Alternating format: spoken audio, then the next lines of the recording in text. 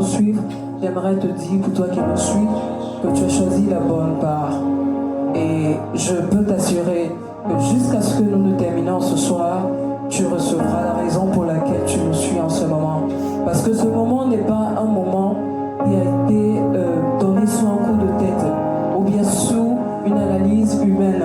De ma propre force, je ne l'aurais pas pu faire. Mais ce que le Saint-Esprit demande et ce qu'il fait, il accomplit lui-même. Il se charge lui-même de l'accomplir.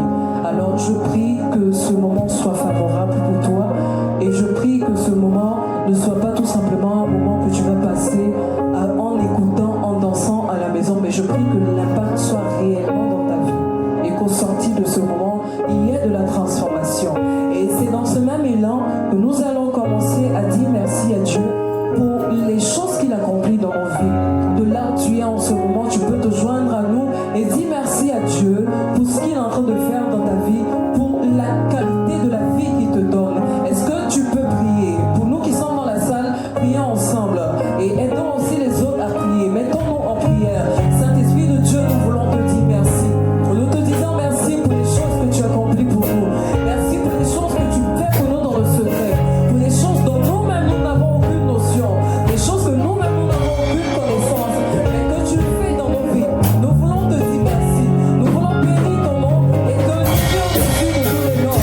Nous voulons te dire en ce soir que tu es exalté et que tu es au-dessus de tous les noms. On n'aura pas besoin de te rappeler qui tu es parce que tu existes par toi-même. Et tout ce que tu fais, tu le sais. Tout ce que tu fais, tu le sais. Bien avant que nous ne venions sur terre, tu avais déjà des plans pour nous. Et tu avais déjà formé des plans pour nous. C'était des plans de bonheur et non de malheur. Nous voulons te dire merci. Nous voulons te dire merci.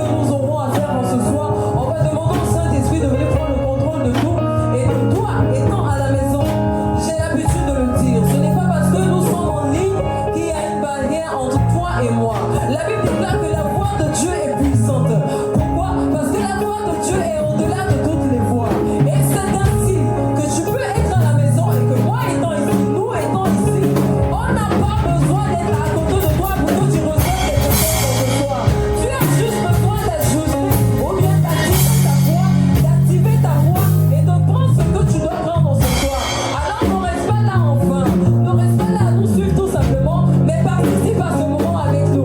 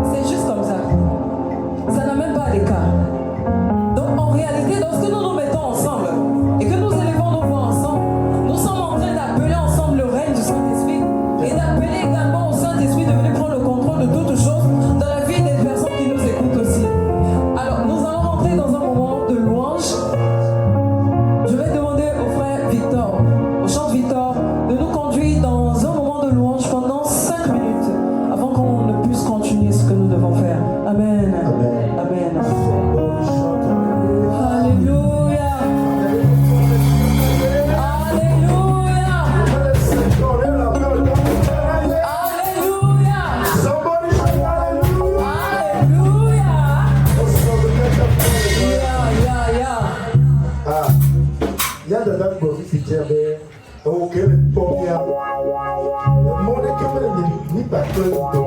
sœur a dit tout à l'heure que toi qui nous suis, il n'y a pas de route entre nous et toi. C'est pour ça, si tu es à la maison, tu es au travail, peu importe là où tu es, fais un avec nous. Et jusqu'à ce que nous finissions cette louange, tu vas rendre témoignage. Dis-moi Amen. Aïe, aïe.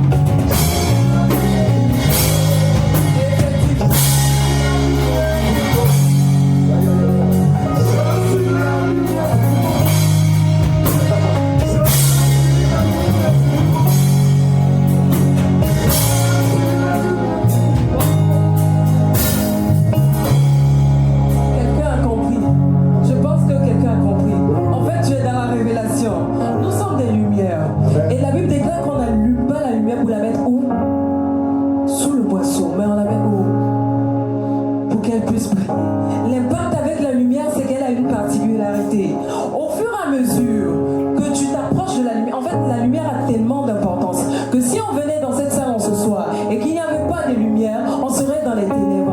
En d'autres termes, on n'aurait pas pu faire ce qu'on devait faire. On pouvait être là, on pouvait avoir les micros, on pouvait avoir les instruments, mais tant qu'il n'y a pas la lumière, on ne pourra rien faire. En réalité, pendant que la lumière est en train de briller dans cet endroit, quelqu'un qui m'écoute maintenant, je prie que là où tu es en ce moment, que la lumière à laquelle tu t'attends, je ne sais pas pour toi, la Bible déclare que la lumière, là, on ne l'allume pas pour la mettre sous un boisseau, mais on la met où? En hauteur, au-dessus d'une montagne, pour qu'elle puisse éclairer d'autres personnes. Mais en réalité, il se passe quelque chose. Vous savez, il y a des personnes qui ont besoin de la lumière. Ces lumières-là, ça peut être le mariage, l'enfantement, la grâce, la guérison. En fait, ce que nous appelons lumière, ce n'est pas d'abord ce qui est en train de briller. Mais la lumière pour une personne, ça peut être son mariage. La lumière pour une personne, ça peut être son travail. La lumière pour une personne, ça peut être quelque chose qu'elle demande depuis très longtemps, mais qu'elle n'a pas encore eu. Mais lorsque la lumière apparaît dans ta vie, tout ce qui avait comme ténèbres autour de toi disparaît. Et c'est dans ce sens-là que la puissance du Saint-Esprit vient prendre le contrôle et restaure totalement tout ce qui est autour de toi. Je pensais que toi qui étais dans la salle, tu allais déjà me dire amen pour m'encourager. En fait, ton amen me décourage, s'il te plaît. Attends, ton amen me décourage. Je suis en train de parler de la lumière. J'aime beaucoup la lumière. Pourquoi? Parce que sentinelle porteur de lumière, ce n'est pas tout simplement un slogan. Ce n'est pas tout simplement qu'on fait beau. Mais nous sommes dans une phase dans le monde, en ce moment, où la seule chose dont le monde a besoin, ce n'est pas un nouveau président. Ce n'est pas un nouveau business. Ce n'est pas d'abord une nouvelle stratégie. Mais l'une des choses que nous avons besoin, ou que le monde a besoin en ce moment, c'est la lumière.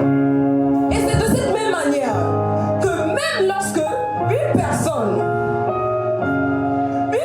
qui rencontre la lumière, elle devient automatiquement un transmetteur de lumière. Imaginez que nous soyons dans cette salle. Nous soyons dans cette salle. Et que nous tous ici présents, notre lumière commence à scintiller. Imaginez tout simplement le boom que ça fera lorsque nous serons dehors. C'est-à-dire, il y a une petite masse seulement ici. Mais ceux qui nous suivent en ligne sont plus nombreux que ceux qui sont dans la salle. Mais imaginez quelque chose. Si la quantité de lumière que peut porter un être humain, parce que la Bible déclare qu'on la met en hauteur, on ne la met pas sous un boisseau. La quantité de lumière que peut porter un être humain, si nous, en tant qu'enfants de Dieu, on a la possibilité de sortir, d'aller là où nous devons aller, afin de... On n'aura même pas besoin de parler. Parce qu'il y a une particularité avec la lumière, c'est qu'elle n'a pas besoin de parler, elle s'impose tout simplement. La lumière n'a pas besoin de beaucoup de choses. C'est-à-dire quoi? Tu n'as besoin que d'aller et d'agir sur l'interrupteur et la lumière commence à scintiller. Oh, j'aime la lumière. Oh, non. Oh, précieux Saint-Esprit, merci. En fait, il y a quelque chose. Vous voyez tout à l'heure, quand vous voyez sur ma peau, il y a quelque chose qu'on appelle le reflet de la lumière. Pourquoi? Parce que je suis en contraste avec la lumière. Donc, automatiquement, l'effet de la lumière scintille sur ma peau. Parce que je suis en contraste avec cette lumière-là. Et c'est de cette même manière que si j'étais en contraste avec les ténèbres, il y aurait des ténèbres sur ma peau. Je ne serais pas même visible. Peu importe que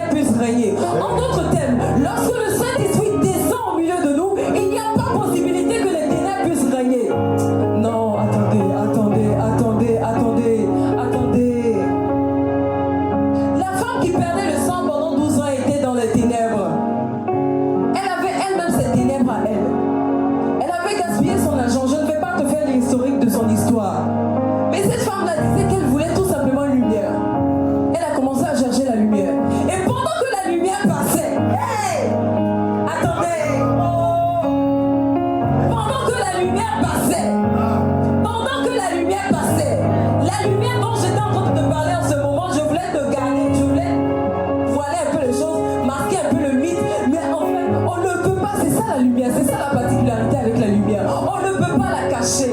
Lorsque la lumière passait, elle s'est dit que si et seulement si, je fais le pas, j'avance, je touche.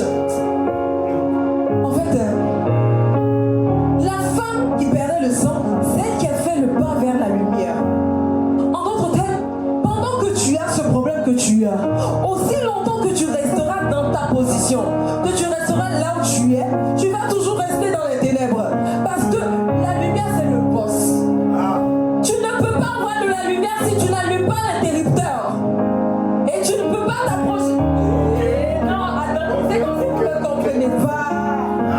Oh, précieux Saint-Esprit, aide-moi à communiquer cela. Attendez, quand tu ne fais pas le pas vers la lumière, aussi longtemps que tu seras dans ton problème, elle a fait 12 ans en train de perdre le sang. Nous les femmes, parfois, même quand c'est 3 jours, on a mal à la tête. Imagine, 12 ans, c'est pas 12 jours. 12 ans, elle était dans cette ténèbres. Mais elle s'est dit, si seulement si, pendant que cette lumière est en train de passer, je vais faire le pas, je vais faire le pas, je vais faire le pas. Tout à l'heure, ok, merci précieux Saint-Esprit. Il y a quelque chose aussi. La quantité de lumière qui jaillit sur toi dépend de la quantité de lumière à laquelle tu fais face. La lumière qui est en train de jaillir sur nous en ce moment, c'est bien beau. Mais il y a un autre degré de lumière. Lorsque tu t'approches de cette lumière-là, tu auras encore un effet plus beau que ça. C'est ainsi que quand on va parfois dans des supermarchés, dans des grandes surfaces, tu vas te rendre compte que parfois toi-même, quand tu prends les photos dans ce genre d'endroit-là, tu as l'impression que tu es tellement beau.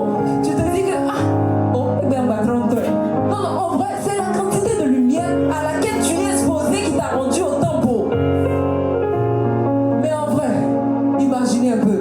Nous sommes tout simplement en train de parler de la lumière. Imaginez maintenant, si quelqu'un peut s'approcher de la lune, imaginez la quantité de lumière. Attendez, je vous conduis quelque part. Imaginez un peu la quantité de reflet que cette personne-là peut avoir sur elle-même. Maintenant, ça, c'est pas aussi un problème. Maintenant, imaginez que vous vous trouvez maintenant avec la lumière des lumières. Dites avec moi, lumière des lumières. Lumière des lumières. Lumière des lumières. En réalité, la lumière de lumière, hey, c'est le boss de Saint-Esprit. Il n'y a personne que lui qui peut t'éclairer autant que lui. Il n'y a personne qui peut t'éclairer autant que le Saint-Esprit. Il est l'éclaireur par excellence. Ce soir, peut-être que toi qui viens de nous suivre maintenant, peut-être tu n'auras pas terminé le programme avec nous, mais laisse-moi te dire quelque chose. Aussi longtemps que tu ne vas pas faire le pas pour aller vers la lumière, le problème restera tel qu'il est. La quantité de lumière à laquelle tu es soumis, c'est celle-là qui te donne un reflet. Amen. Est-ce qu'on peut... Non, je ne veux pas divaguer et laisser le thème. Et ça, on continue. Est-ce que tu peux donner un tonnerre d'acclamation à l'Éternel? Merci précieux Saint-Esprit. Merci précieux Saint-Esprit. Amen. Ce soir, le thème qui nous réunit, c'est « Je leur donnerai un nom éternel qui ne périra pas. » Amen. Un nom éternel qui ne périra pas. Avant de continuer encore une fois, j'aimerais dire merci au Dieu de mes pères qui ne cesse de jour en jour de me soutenir, de me coacher, de me pincer quand il le faut. Mais tout ça, c'est pour me donner la forme qu'il faut. Je bénis le nom du Seigneur. Est-ce qu'on peut donner un tonnerre d'acclamation pour la vie de mon père, le révérend Kotobo Israël, qui me suit de là où il est en ce moment, et également pour la vie de mon mentor, ma cuve, le prophète Emmanuel Clévent, notre papa chouchou de Bethesda. Est-ce que tu peux dire merci à Dieu pour la vie de papa? En fait, si ces deux personnes-là ne m'avaient pas donné le OK, tout ce que nous sommes venus faire ici, c'est comme zéro. Je n'évolue pas sans l'accord de mes pères. Alors j'aimerais en ce soir, pendant que nous sommes en train de les honorer, j'aimerais encore une fois leur dire merci. Merci pour tout, merci vraiment pour tout. Que Dieu vous bénisse abondamment. Alors sans plus tarder, nous allons continuer dans le thème qui nous réunit. Je leur donnerai un nom éternel qui ne périra pas. Nous allons lire avec moi dans le livre de Ésaïe 56, le verset 4 à 5. Le verset 4 à 5, je lis la parole au nom de Jésus. À moins que quelqu'un veut le lire. Comment vous pouvez aller au champ sans un bateau? Et je dis un bateau, sans une hache. Alléluia. Ésaïe 56, verset 4 à 5. Car ainsi parle l'Éternel, aux eunuques qui garderont mes sabbats, qui choisiront ce qui m'est agréable et qui persévéreront dans mon alliance, je leur donnerai dans ma maison et dans mes murs une place et un nom préférable à des fils et des filles. Je leur donnerai un nom éternel qui ne périra pas. Amen. Apocalypse 2, le verset 17. Apocalypse 2, le verset 17. Je lis la parole au nom de Jésus. Apocalypse 2, verset 17. Que celui qui a des oreilles entende ce que l'Esprit dit aux églises. À celui qui vaincra, je lui donnerai la main cachée, je lui donnerai un caillou blanc. Et sur ce caillou blanc est écrit un nom nouveau. Dis avec moi, un nom nouveau. Un nom nouveau. Que personne ne connaît, si ce n'est celui qui le reçoit. Dis avec moi, celui qui le reçoit. Dis encore une fois, celui qui le reçoit. Père, je bénis ton nom pour ta parole. Je te dis merci pour ce que tu vas encore faire en ce soir. C'est toi de ce moment pour communiquer à quelqu'un qui souffre la joie, la paix, l'amour, la prospérité, le partage. Amen.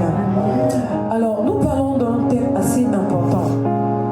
Vous savez, l'une des choses les plus importantes dans la vie, c'est l'identifiant. C'est notre identifiant. Comment on t'identifie? Ton identifiant, parfois, au-delà de ta personnalité, c'est ton nom. Et beaucoup parmi nous ont des noms qui ne sont pas forcément des noms qui sont en alliance avec qui ils sont. Amen. Est-ce qu'on est là? Vous savez, il y a une puissance dans le nom. Lorsque quelqu'un naît, avant d'établir l'extrait de naissance, la personne est déjà née. Mais avant d'établir l'extrait de naissance, on a besoin d'une chose. Cette chose, c'est quoi? Participer ensemble. Qu'est-ce que c'est?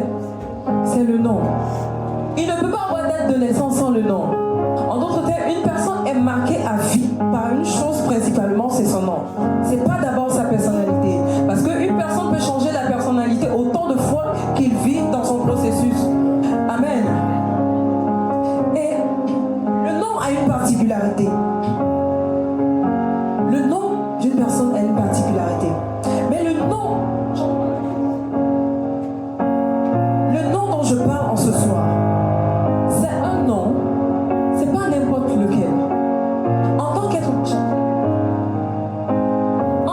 humain, il y a des informations dans le nom qui fait de nous, ou bien qui nous identifie au-delà même de ce que les gens perçoivent de nous. Quand je prends mon nom, les gens ont l'habitude de dire parce que tu t'appelles Bénédicte, donc tu es béni. Mais au-delà de Bénédicte, au-delà de ce nom-là, il y a quelque chose, il y a une autre personnalité qui se cache au-delà de ce nom-là. Mais c'est pas d'abord le nom Bénédicte que tout le monde peut voir, ou bien le nom Kodjo, ou bien le nom Afik que tout le monde peut voir qui a vraiment de l'impact. C'est d'abord la personne qui a derrière ce nom-là. Amen. Amen.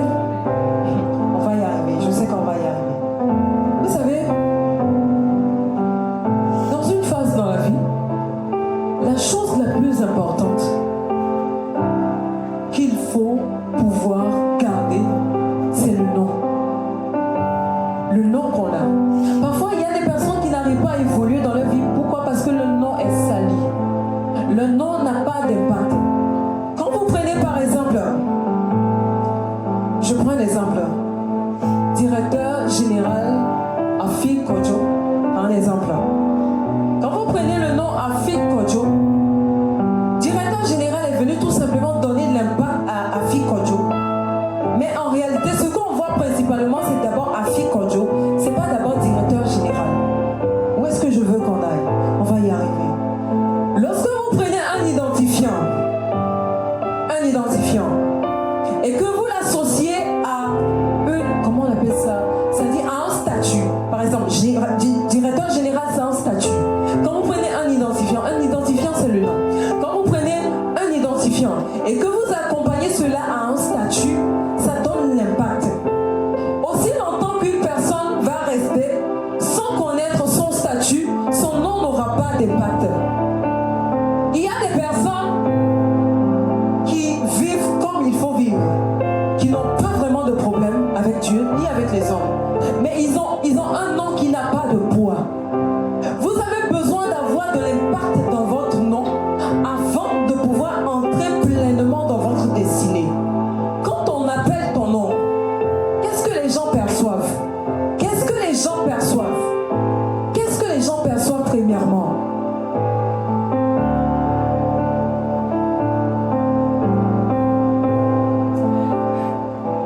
Le nom a une très grande puissance.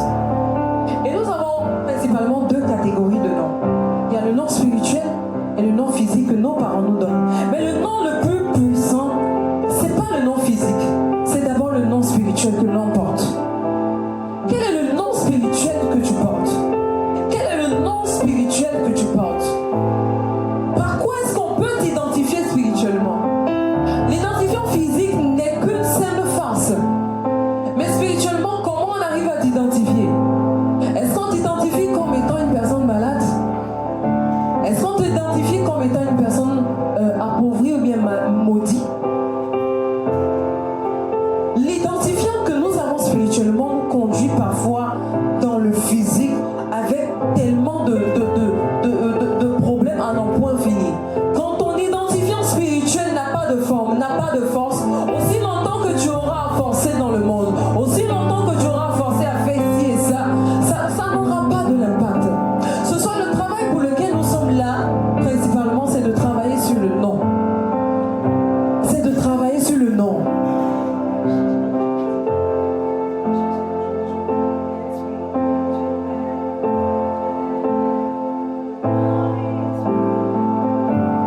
Alléluia, alléluia, alléluia. Est-ce que vous êtes là?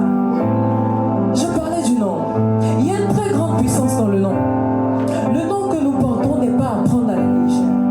Et aujourd'hui, si le monde attend avec un ardent désir la révélation des fils et filles de Dieu, c'est d'abord en montrant qui nous sommes et ce que nous sommes appelés à faire. Amen. Il y a des noms qui sont en alliance avec Dieu. Pour que ton nom puisse avoir de l'impact, tu as besoin d'être en alliance avec Dieu. Il y a des personnes qui auront beau chercher. Ils auront beau chercher l'emploi. Ils auront beau chercher le statut. Ils auront beau chercher ci et ça. Mais le problème, ce n'est pas d'abord leurs défauts. Ce n'est pas d'abord le fait qu'ils n'arrivent pas à aller de l'avant. Ce n'est pas d'abord le fait qu'ils n'ont pas assez d'informations. Ce n'est pas d'abord le fait qu'ils n'ont pas assez de ressources. Mais c'est d'abord relié au nom. Le nom que vous portez. Le nom que vous portez. Il y a des noms qui sont en alliance avec Dieu. Il y a des hommes et des femmes qui sont en alliance avec Dieu par leur nom. C'est comme ça qu'il le disait à Jérémie. Avant que tu ne sois forgé dans le ventre de ta main, je te connaissais.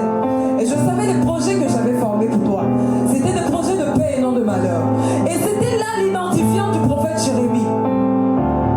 Mais on s'est rendu compte que lorsque Jérémie est venu sur terre, l'une des choses qu'il a fait, c'est de marcher dans son couloir et marcher dans son statut. Je parlais tout à l'heure du statut et de l'identifiant, si vous vous souvenez bien.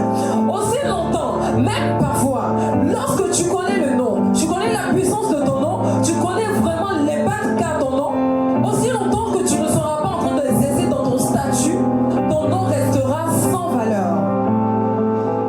En d'autres termes, la valeur qu'on ajoute à un nom, c'est son statut. C'est le statut que tu accordes à ton nom qui fait de toi qui tu es. Et au fur et à mesure que tu avances dans ta marche et que tu crois en statut, la Bible déclare que lorsque Jésus venait sur terre, il croissait quoi? En âge, en stature. Pourquoi? Parce que dans la croissance de la vie humaine, il n'y a pas que le nom. Il n'y a pas que le fait qu'on te prenne comme un bébé aujourd'hui, qu'on te donne la nourriture d'un bébé et que demain tu commences à grandir, que tu ailles à l'école, tu fasses ci et ça. Ce n'est pas d'abord ça qui importe, mais c'est d'abord ton niveau de croissance.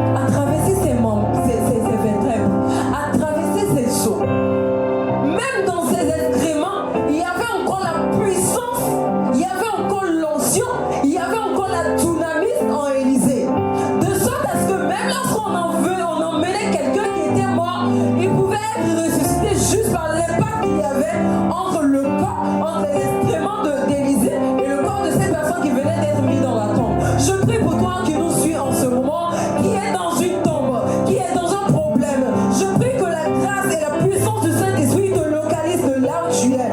Par la puissance du Saint-Esprit, par la puissance du Saint-Esprit, je prie et je déclare maintenant que la restauration aille jusqu'à toi, que la vie aille jusqu'à toi, que la paix aille jusqu'à toi.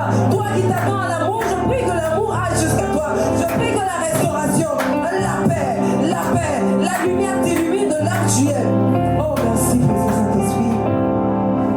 Merci, précieux Saint-Esprit. Il y a des noms qui sont impérissables. Pourquoi? Ce sont des hommes et des femmes qui sont en alliance avec Dieu. Il n'y a que les hommes et les femmes qui sont en alliance avec Dieu aujourd'hui qui peuvent réussir et aller au-delà de leurs capacités. Aujourd'hui, tout le monde veut avoir une certaine carrure, veut avoir une certaine aisance. Mais en réalité, peu importe combien de fois tu auras travaillé, parce qu'aujourd'hui on travaille même sur l'aura, on travaille même sur notre prestance, on travaille même sur notre charisme. Mais peu importe ce que tu auras investi comme montant pour travailler sur ton charisme, travailler sur ton éloquence, tant que ton nom n'a pas de puissance, tu n'auras rien fait. La Bible parle d'un homme qui ne périt pas. En d'autres termes, le voyage ou bien l'emploi, c'est-à-dire le statut de directeur général, le statut de, je ne sais pas, le statut de premier ministre, le statut de président, le statut de ci et ça périra. Mais le nom qui ne périra pas, c'est le nom éternel. Et c'est le nom là que Dieu te donne en ce soir. Le Seigneur veut te donner en ce soir un nom qui ne périt pas. Un nom qui ne périt pas. Ça tombe sur toi de là où tu es en ce moment. Oui, je veux déclarer que ton nom ne périra pas. Ton nom ne périra pas. Peu importe là où un charlatan ou un sorcier a emmené ton nom, je déclare en ce moment, par l'autorité de mes pères, que là où tu es en ce moment, que la puissance du Saint-Esprit aille jusqu'à toi et que ton nom soit déterré. Là où tu t'attendais à la puissance de Dieu, que la puissance de Dieu te rencontre maintenant. Que la puissance de Dieu te rencontre maintenant. Dans le nom de Jésus. Dans le nom de Jésus. Dans le nom de Jésus. Alors j'entends quelqu'un qui est en train de nous suivre maintenant se demande comment faire pour être en alliance avec Dieu. Aïe aïe.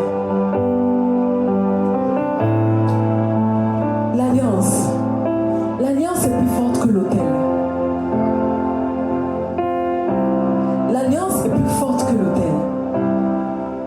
Aujourd'hui, il y a beaucoup de personnes qui sont des autels, mais il y a peu de personnes qui sont des personnes en alliance. Il ne suffit pas que d'être un autel, mais il suffit aussi, il faut être en alliance avec Dieu. Les hommes et les femmes qui réussissent sur cette terre, ce sont d'abord des hommes qui ont des autels, ce sont des personnes qui sont en alliance avec Dieu. Parfois, les autels peuvent te trahir. Tu peux faillir avec un autel. Tu peux être soumis à un autel aujourd'hui. Mais demain, tu peux ne pas être soumis à cet autel-là. Mais l'une des choses qui se perpétue et qui demeure dans le temps, c'est l'alliance. Et on n'établit pas l'alliance avec les hommes. On établit l'alliance avec Dieu. Mais l'une des particularités avec l'alliance, c'est que il n'y a que Dieu qui puisse décider de avec qui faire alliance. C'est pourquoi c'est un domaine assez restreint qui n'est offert qu'à une seule catégorie de personnes. Amen. L'alliance, au-delà de tout, tu ne peux pas être, ou bien tu ne peux pas avoir un nom qui ne périt pas si tu n'es pas en alliance avec Dieu. Tu ne peux pas avoir un business qui dure dans le temps si tu n'as pas une alliance avec Dieu. Tu ne peux pas avoir une épouse, tu ne peux même pas avoir un homme marié si tu n'es pas en alliance avec Dieu. Tu ne peux pas avoir d'enfant si tu n'es pas en alliance avec Dieu. L'une des dimensions que nous devons chercher en ce moment, c'est d'être en alliance avec Dieu. Aujourd'hui, le message avec l'autel est tellement répandu. Tellement répandu. Tellement répandu. Mais, dans la prochaine génération, il n'y aura pas des personnes qui marcheront comme étant des autels, mais il y aura des personnes qui marcheront comme étant des alliances vivantes. Non, attendez, votre amen même décourage dans la salle. Je ne sais pas si quelqu'un est en train de comprendre ce que je dis.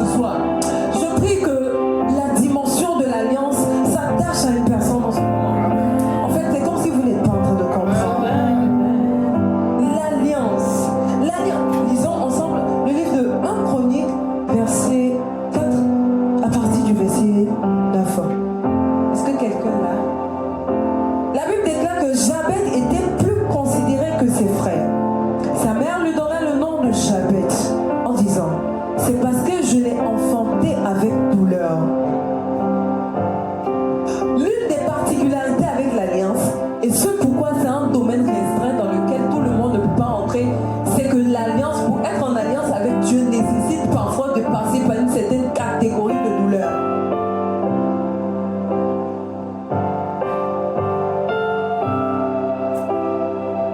L'une des choses qui préserve l'alliance, c'est la douleur.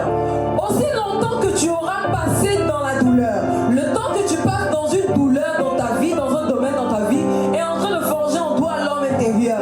Mais lorsque la douleur est là, que la douleur s'installe constamment, tu vas commencer à avoir une ouverture d'esprit sur les réalités spirituelles et les réalités physiques. Je veux parler à une personne qui souffre en ce moment, qui traverse un moment compliqué. Ta douleur n'est pas là pour t'anéantir, mais ta douleur est là pour t'emmener à une nouvelle dimension.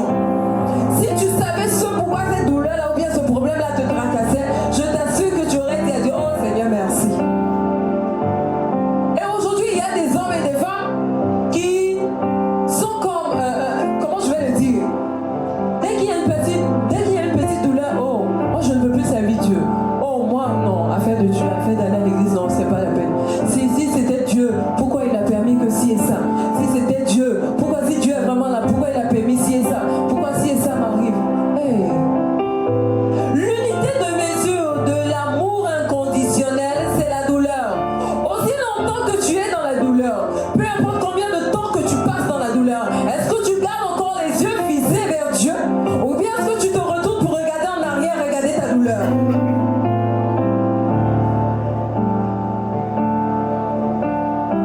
Beaucoup de personnes souffrent, mais ils n'arrivent pas à comprendre que cette douleur-là n'est pas là pour les anéantir, mais pour les amener à une nouvelle dimension. La douleur, pendant que tu passes dans ces moments de douleur-là, le Seigneur est en train de forger en toi ton homme intérieur.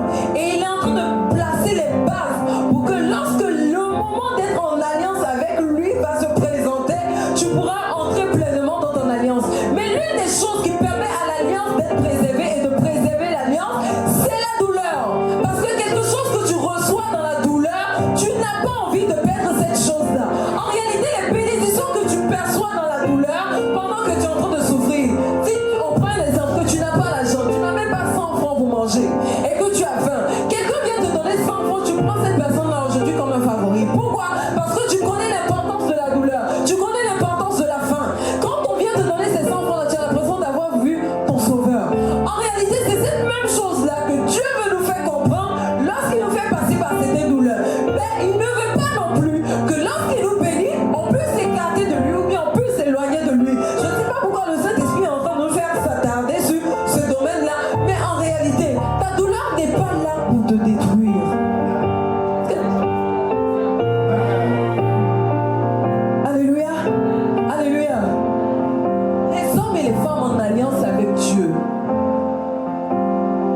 est-ce que vous êtes capable de supporter la douleur?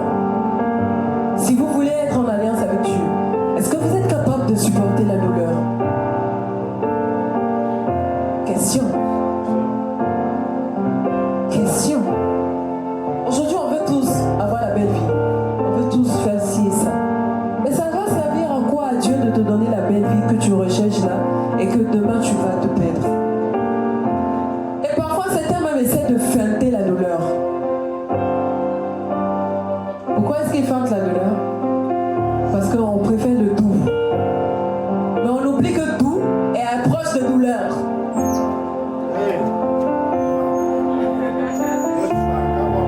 Le doux est proche de la douleur. Enlève seulement le doux, égale le leurre. Est-ce que ça a un sens? Il y a le doux et il y a le leurre qui vient compléter. Mais en réalité, tant qu'il n'y a pas le leurre, tant qu'il n'y a pas ce qui est amer là,